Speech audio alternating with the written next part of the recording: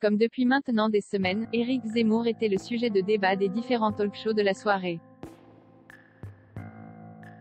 Ce mercredi 27 octobre, Étienne Girard, rédacteur en chef du service Société de l'Express et auteur de l'enquête baptisée Radicalisé, était l'invité d'Anne-Elisabeth Lemoine dans C'est à vous. L'occasion pour le journaliste d'évoquer certaines polémiques créées par celui qui n'est toujours pas officiellement candidat, notamment celle de l'interdiction des prénoms qui ne sont pas d'origine française.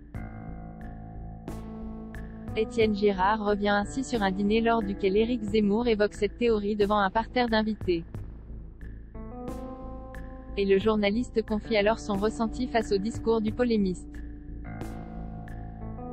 Ces mots sont glaçants, il en a déduit que ce qui allait le faire gagner c'est d'aller au plus fort, de défendre la force. Moi quand je le rencontre, il me dit, un chef d'État ça doit parfois être cruel. C'est ça qu'il va vendre. Selon l'écrivain, la ligne directrice du futur candidat est claire, c'est plutôt la cruauté que la faiblesse. Il est certain que c'est ça aujourd'hui quoi dans son électorat et qui le fera gagner.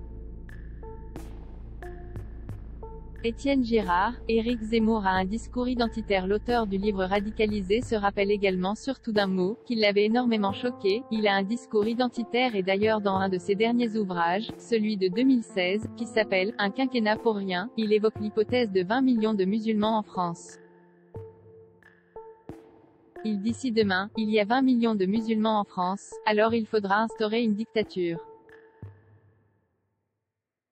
Le mot est lâché. Éric Zemmour aujourd'hui c'est quelqu'un qui n'exclut pas dans un certain scénario de mettre en place un État autoritaire voire une dictature, confie-t-il. Le livre Radicalisé sort dans les librairies ce jeudi 28 octobre.